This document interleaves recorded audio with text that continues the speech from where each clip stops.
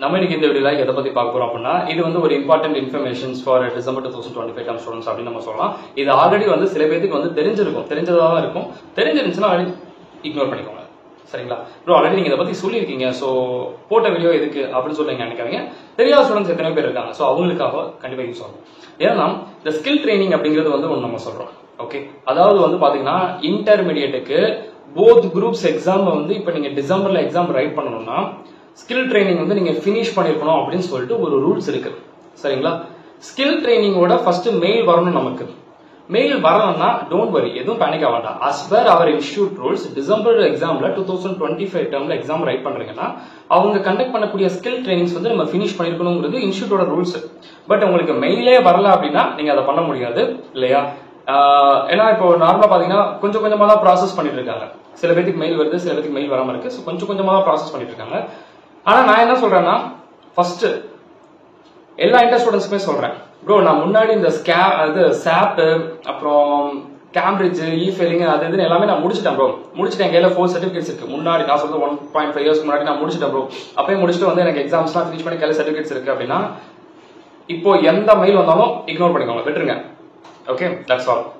இல்ல ப்ரோ, இது வரைக்கும் நான் அந்த மாதிரி ட்ரைனிங்லாம் முடிச்சது இல்லை, எனக்கு இப்போ வந்து NPTEL அப்படிங்கிறதுல இருந்து எனக்கு மெயில் வந்திருக்கு அப்படிங்கிற ஸ்டூடெண்ட்ஸ் வந்து இப்போ நீங்க என்ன பண்ணணும் அப்படின்னு சொல்லி பாத்தீங்கன்னா, ஃபர்ஸ்ட் ஆஃப் ஆல் வந்து NPTEL அப்படின்னு சொல்லி சொல்லும்போது அதுல வந்து அவங்க சர்டிபிகேட்ஸ் வந்து உங்களுக்கு ரொம்ப இம்பார்ட்டன்ட். அதனால நீங்க ஃபர்ஸ்ட் என்ன பண்றீங்க அப்படின்னா, அதுல வந்து அசைன்மெண்ட் வந்து இது பண்ணிருப்பாங்க. நீங்க அவங்க சொன்ன மாதிரி ரெஜிஸ்டர் பண்ணி உள்ள நீங்க ப்ராசஸ் பண்ணி போயிட்டீங்கன்னு வச்சுக்கோங்களேன். அதுல வந்து உங்களுக்கு அசைன்மெண்ட்ஸ் மாதிரி கொடுத்துருப்பாங்க. அந்த அசைன்மெண்ட்டை ஃபர்ஸ்ட் நீங்க ஃபுல்லா ஃபினிஷ் பண்ணிட்டீங்க அப்படின்னா உங்களுக்கு வந்து அந்த என்ன சர்டிபிகேட்ஸ் வந்து உங்களுக்கு ஃபைனலைஸ் பண்ணி வந்துடும். அதுலேயே வந்துடும். அந்த ப்ராசஸ் பண்ணி போயிடலாம். ஓகேங்களா? இது கம்பல்சரி பண்ணணும். NPTEL இருந்து மெசேஜ் வந்துச்சுன்னா, மெயில் வந்துருந்துச்சுன்னா அதுல என்ன சொல்லியிருக்காங்களோ இதுக்குள்ள இதை கிளிக் பண்ணி உள்ள போங்கன்னு சொல்லிக்கோங்க. அதுல சொன்னபடி நீங்க ஃபாலோ பண்ணி உள்ள போயிருங்க. சரிங்களா? அந்த NPTEL இந்த அடிஷனலா 800 rupees பே பண்ணுங்க, 850 rupees பே பண்ணுங்க, ஆப்ஷனல் எக்ஸாம் அப்படின்னு சொல்லி மெயில் வந்திருக்கும். அது வந்து உங்க விஷயம். ப்ரோ ஆல்ரெடி NPTEL அசைன்மெண்ட் முடிச்சிட்டேன், ஒரு சர்டிபிகேட் வச்சிருக்கேன், இப்ப நான் அந்த ஆப்ஷன் எக்ஸாம் எழுதணுமா வேண்டாமா அப்படின்னுங்கிற டவுட் உங்களுக்கு இருந்துச்சுன்னா அது உங்க விஷயம். ஏன்னா அவங்களே ஆப்ஷன் கொடுத்துருக்காங்க, அது உங்க விஷயம். உங்களுக்கு ஒரு இன்னும் அடிஷனல் சர்டிஃபிகேட் வேணும்னு நினைச்சீங்கன்னா அதை பே பண்ணி நீங்க பண்ணிக்கலாம், அது உங்க விஷ். ஏன்னா அவங்க அதனால தான் ஆப்ஷன் மென்ஷன் பண்ணிட்டாங்க. சரிங்களா? That's all. ஆனா எல்லா இன்டர் ஸ்டூடெண்ட்ஸும் கம்பல்சரி பண்ண வேண்டியது இந்த NPTEL-ஓட அசைன்மெண்ட் ஃபினிஷ் பண்ணாதான் இந்த சர்டிஃபிகேட்ஸ் வரும். ஓகே ப்ரோ, எனக்கு இந்த டேக்ல இருந்து மெயில் வந்திருக்கு, கிளாஸஸ் வந்து அட்டன் பண்ண சொன்னாங்க. நல்லா வச்சுக்கோங்க, உங்களுக்கு வந்த மெயில் இருக்குல்ல, அந்த மெயில் எங்க இருந்து ஃபர்ஸ்ட் ஆஃப் ஆல் வந்திருக்கு, எங்க கண்டக்ட் பண்றாங்க பாருங்க. இப்போ ஒன்னே சொல்றேன், இதை கண்டக்ட் பண்றது வந்து all over India, that is Calcutta, டெல்லியில இருந்து கண்டக்ட் பண்ணிட்டு இருக்காங்க. இங்க நம்ம எல்லாருக்குமே மெயில் வந்திருக்கு. ஆனா கண்டக்ட் பண்ற இது வந்து பாத்தீங்கன்னா ஆன்லைன் தான்.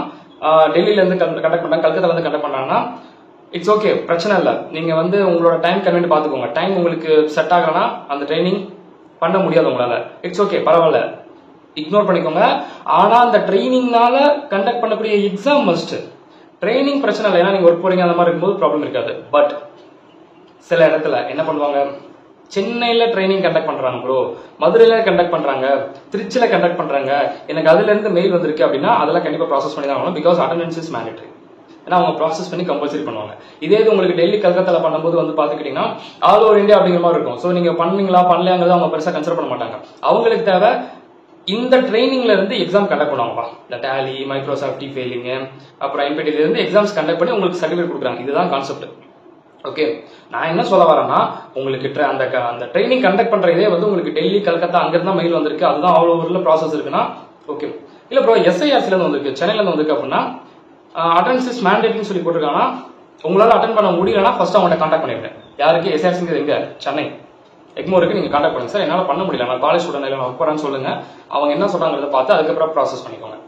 SIRC இருந்து வந்துச்சு, மதுரையில இருந்து வந்துச்சு, திருச்சியில இருந்து வந்துச்சு, அதாவது உங்களோட சாப்டர் இருக்குல்லப்பா, அங்கங்க சாப்டர்ல இருந்து எதுவும் ட்ரைனிங் கண்டக்ட் பண்ணாங்க அப்படின்னா நான் சொல்றேன்.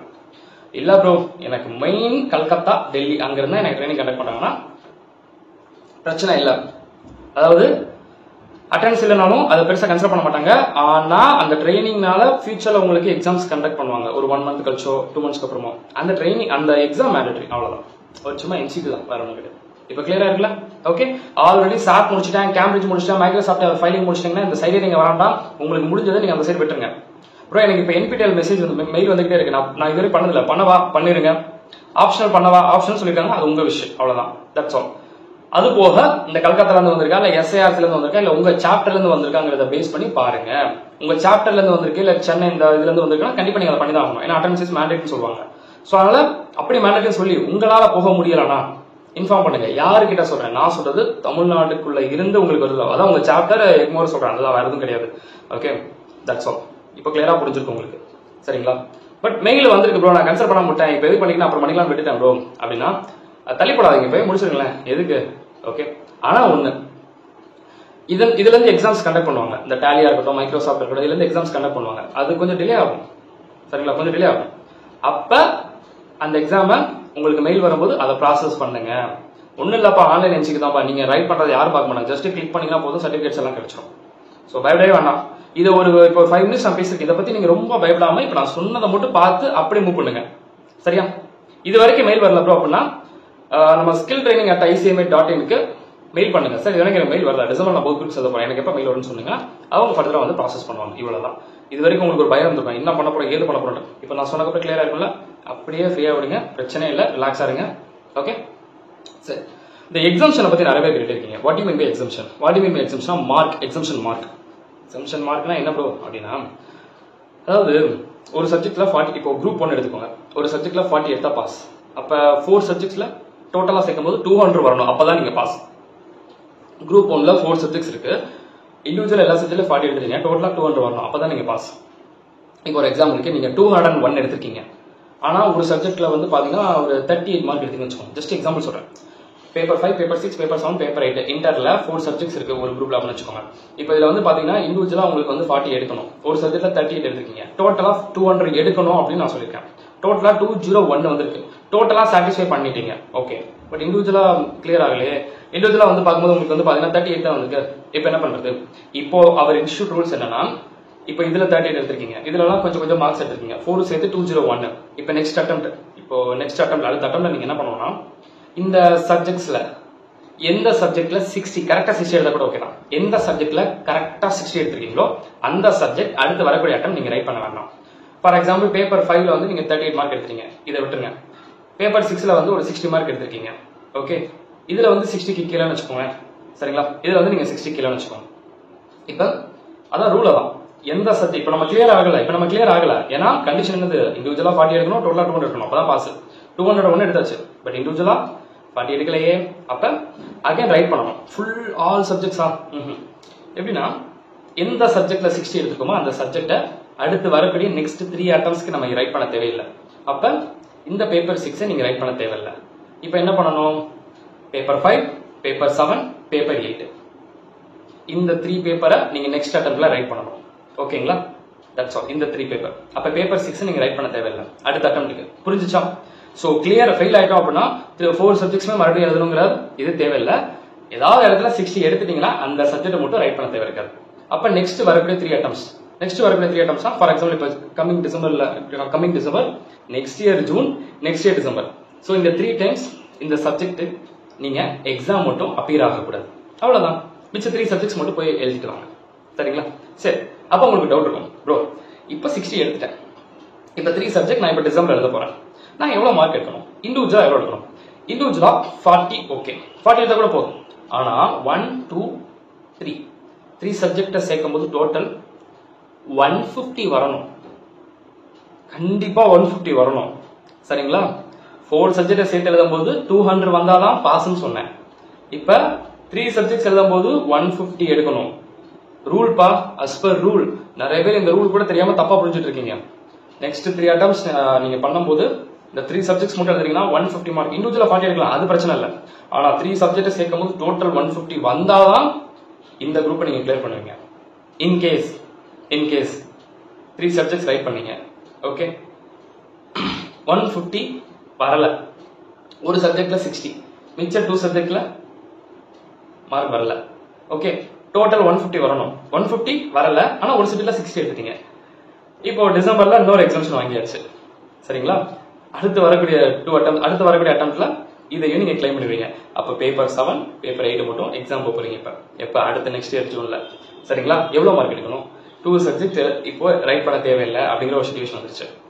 இந்த 2 சப்ஜெக்ட்ல 100 மார்க் எடுக்கணும், எடுத்தாதான் பாஸ், ஓகே. ஒரு சப்ஜெக்ட்ல 40, இன்னொரு சப்ஜெக்ட்ல 60, இல்ல ஒரு சப்ஜெக்ட்ல 45, இன்னொரு சப்ஜெக்ட்ல 55. அந்த ரேஞ்ச் வந்துச்சுன்னா ஆட்டோமேட்டிக்கா நீங்க கிளியர் பண்ணலாம். ஓகே, பாஸ், அவ்வளவுதான், முடிஞ்சிருச்சு. சரிங்களா? இதுதான் ரூல், இதுதான் ரூல். சரிங்களா? எக்ஸாமிஷனை பத்தி நிறைய பேர் டவுட் இருக்கு. இன்டருக்கும் இதுதான் ரூல், ஃபைனலுக்கு இதுதான் ரூல். இந்த ரூலை நல்லா ஞாபகம் வச்சுக்கோங்க. நிறைய பேர் தப்பா புரிஞ்சுக்கிறாங்க.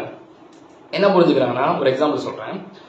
4 சப்ஜெக்டை சேர்த்தா 200 எடுக்கணும்னு சொல்லிட்டேன். ஒரு சப்ஜெக்ட்ல ஒரு ஸ்டூடெண்ட் 90 மார்க், மிச்ச 3 சப்ஜெக்ட்ஸ்ல சரியா ஃபோக்கஸ் பண்ணலாம், ஸோ மார்க் கம்மி தான். இப்போ நெக்ஸ்ட் அட்டம் இந்த சப்ஜெக்ட்ஸ் எழுத தேவையில்லை. ஓகே, நெக்ஸ்ட் அட்டம்ப்ட்ல இந்த 3 சப்ஜெக்டை சேர்த்து 150 தான் டோட்டல், அப்பதான் பாஸ். நிறைய பேர் என்ன மீன் பண்ணிக்கிறாங்க, ப்ரோ 4 சப்ஜெக்ட் எழுதுனா 200 சொல்றீங்க, 90 மார்க் எடுத்துட்டேன், அப்ப மிச்ச 3, அதெல்லாம் லாஜிக் கிடையாதுங்க. இந்த 1 சப்ஜெக்ட்ல 90 எடுத்தீங்கல்ல, 90 எடுத்தேன் பேருக்கு சொல்லிடலாம். ஓகே, நெக்ஸ்ட் அட்டம்ப்ட்ல 150 தான் ரூல். நிறைய பேர் தப்பா புரிஞ்சுக்கிறாங்க. 4 சப்ஜெக்ட்ல 200ல 90 போச்சுன்னா அப்ப மிச்சம், அதெல்லாம் கிடையாது. அந்த கவுண்ட் யார் சொன்னா? அந்த கவுண்ட்லாம் கிடையாது. அந்த கவுண்ட் இருந்துச்சுன்னா எல்லாருக்கும் டக்கு டக்குன்னு கிளியர் ஆகுங்க. அந்த ரூலே கிடையாது. இங்க அந்த கதையே கிடையாது. நீங்க ரூலே தான். 4 சப்ஜெக்ட் ரைட் பண்றீங்களா, கண்டிப்பா உங்களுக்கு 200 எடுத்தே ஆகணும். இன்னொரு டவுட், நிறைய பேருக்கு இந்த டவுட் இருக்கு. என்ன டவுட் அப்படின்னா, ப்ரோ என்னால இப்ப நான் அப்ளை பண்ணிட்டேன், பட் 4 சப்ஜெக்ட் என்னால எக்ஸாம் எழுத முடியல, ஒரு சப்ஜெக்ட் மட்டும் தான் இப்ப எழுத முடியும். இதான் ஃபர்ஸ்ட் டைம் எழுத போறீங்க, ஏதோ ஒரு ஃபங்க்ஷன், ஃபேமிலி ஃபங்க்ஷன், ஏதோ ஒரு ஹெல்த் இஷ்யூஸ், ஏதோனால 4 சப்ஜெக்ட் அப்ளை பண்ணிட்டு ஒரு சப்ஜெக்ட் மட்டும் எழுத போறீங்க குரூப் 1ல. இப்போ அந்த ஒரு சப்ஜெக்ட் மட்டும் ரைட் பண்ணி 60 எடுத்தா எக்ஸாம்ஷனா அப்படிங்கிறது நிறைய பேர் கேட்கறாங்க. 60 எடுத்தா அது எக்ஸாம்ஷன் கிளைம் பண்ணிக்கலாமா அப்படின்னு நிறைய பேர் கேட்கறாங்க. எஸ், கிளைம் பண்ணிக்கலாம். ஓகே, இப்போ நான் சொல்லக்கூடிய ரூல்ஸ் எல்லாமே இன்டர் அண்ட் ஃபைனலுக்கு, நாட் ஃபவுண்டேஷன். சரிங்களா? இன்டருக்கும் ஃபைனலுக்கும் இது அப்ளிகபிள், நாட் ஃபவுண்டேஷன். ஓகே, இன்னொரு டவுட் நிறைய பசங்க கேட்கறாங்க, ப்ரோ போத் குரூப் எழுதினா ஏதோ அட்வான்டேஜ் சொல்றாங்க, அப்படி எதுவும் இருக்கானா? எஸ் இருக்கு. என்ன அட்வான்டேஜ் சொல்லிட்டான்? இப்ப ஒரு சிங்கிள் குரூப் எழுதுனா ஒரு சப்ஜெக்ட்ல 40 எடுக்கணும், டோட்டலா 4 சப்ஜெக்ட் சேர்த்து 200 எடுத்தா தான் நீங்க பாஸ்ன்னு சொல்றோம். கரெக்டா? இப்ப 8 சப்ஜெக்ட்ஸ் ரைட் பண்றீங்க, ஒவ்வொரு இண்டிவிஜுவல் சப்ஜெக்ட்ல 40 எடுத்துக்கணும். ஓகேங்களா? 8 சப்ஜெக்டையும் சேர்த்து நீங்க எடுக்கக்கூடிய டோட்டல் மார்க்ஸ் வந்து பாத்துக்கிட்டீங்க அப்படின்னா 400 வரணும். சரிங்களா? அப்போ கண்டிப்பா இதுல ஒரு 200, இதுல ஒரு 200 எடுக்கணும் அப்படின்னா அதுதான் இல்ல. குரூப் 1ல நீங்க 240, குரூப் 2ல கரெக்டா 160, அப்ப ரெண்டும் சேர்ந்துருச்சு 400 பாஸ். எல்லா சப்ஜெக்ட்லயும் 40 எடுக்கணும்ப்பா, அப்போ 8 சப்ஜெக்ட். சரிங்களா? குரூப் 1ல 240 எடுத்துட்டீங்க, குரூப் 2ல கரெக்டா எல்லா சப்ஜெக்ட்லயும் 40 160. இப்ப பாஸா இல்லையா அப்படிங்கிற ஒரு டவுட் இருக்குல்ல. குரூப் 1ல எல்லா சப்ஜெக்ட்ல 40, குரூப் 2ல எல்லா சப்ஜெக்ட்ல 40, குரூப் 1ஓட டோட்டல் 240, குரூப் 2ஓட டோட்டல் 160, ரெண்டும் சேர்ந்தா 400 பாஸ். பாஸ். சரிங்களா? இதே இது குரூப் 1ல 220, குரூப் 2ல 180, டோட்டல் 400 பாஸ். ஓகே, சோ இவ்வளவுதான். சோ இந்த மாதிரி தான் உங்களுக்கு வந்து கவுண்ட் வந்து ஆகுது. ஓகே, சிம்பிள்ங்க. இந்த காம்பன்சேஷன் வந்து நம்ம பண்ணோம். அந்த காம்பன்சேஷன் வந்து நமக்கு ரொம்ப யூஸ்ஃபுல்லா இருக்கும். ஃபார் போத் குரூப் எழுதும்போது இந்த டோட்டல் உங்களுக்கு ரொம்ப வந்து ஹெல்ப்ஃபுல்லா இருக்கும். அவ்வளவுதான். ஆமா, இப்ப தனியா எடுத்தா 200 மார்க் எடுக்கணும். இதே நீங்க சேர்த்து எடுத்தா காம்பன்சேட் ஆகுதா? குரூப் 1ல நிறைய மார்க் வாங்கிட்டீங்கன்னா குரூப் 2ல லைட்டா 160 தான் பாஸ் ஆயிட்டீங்க. அது ஒரு பிக்கஸ்ட் பிளஸ் பாயிண்ட் ஆக்சுவலா இந்த போத் குரூப் ரைட் பண்றதுனால. அது ஒண்ணுதான்ப்பா மெயின். சரிங்களா? இதை பத்தி நிறைய பேர் இன்னும் தெரியாம இருந்தீங்க. சோ இந்த வீடியோ நான் கிளியரா சொல்லிட்டேன், உங்களுக்கு ரொம்ப யூஸ்ஃபுல்லா இருக்கும். ட்ரைனிங் பத்தி பார்த்துட்டோம், எக்ஸாம்ஷன் பத்தி பார்த்துட்டோம், போத் குரூப் எழுதுறதுனால இருக்கக்கூடிய அட்வான்டேஜஸ் பத்தி பார்த்துட்டோம். ஸோ டெஃபினட்டா இந்த வீடியோ உங்களுக்கு ரொம்ப யூஸ்ஃபுல்லா இருக்கும். உங்களுக்கு இது யூஸ்ஃபுல்லா ஆச்சுன்னா வந்து உங்க ஃப்ரெண்ட்ஸ்க்கு ஷேர் பண்ணுங்க. So all the very best. ட்ரைனிங்ல நான் சொன்ன மாதிரி கரெக்டா ஃபாலோ பண்ணுங்க, ரிலாக்ஸா இருங்க. சரிங்களா? அப்கமிங்ல வந்து எக்ஸாம்ஸ் சப்ஜெக்ட்ஸ் வந்து என்னெல்லாம் இருக்கு இன்டர் அண்ட் ஃபைனல் அப்படிங்கிறத அப்கமிங்ல பார்க்கலாம்.